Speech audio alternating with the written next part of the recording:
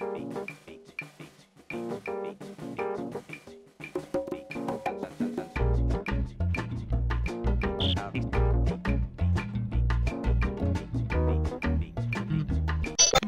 c'est un producteur qui s'appelle Pascal Breton qui un jour m'a contacté et qui m'a demandé si ça m'intéressait de travailler sur Marseille.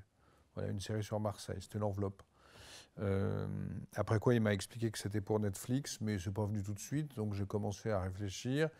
Et il y a eu un appel d'offres de Netflix qui a contacté beaucoup de producteurs et beaucoup de scénaristes. Donc moi j'ai travaillé plusieurs mois quand même, et j'ai fait un premier épisode et une bible, c'est-à-dire un ensemble qui racontait en gros ce qu'il y aurait dans le projet. J'ai dîné avec eux 2 fois d'ailleurs, et puis voilà, parmi toutes les propositions qu'ils avaient, c'est la nôtre qu'ils ont retenue. Voilà. Quand ils ont débarqué en France et qu'ils ont contacté des producteurs, c'était pour que les producteurs ou les scénaristes leur proposent des sujets, mais eux-mêmes, non, n'avaient pas d'exigence particulière, ni même... Voilà, c'est après seulement qu'ils m'ont demandé d'être transgressif. Être transgressif, ça veut dire être libre.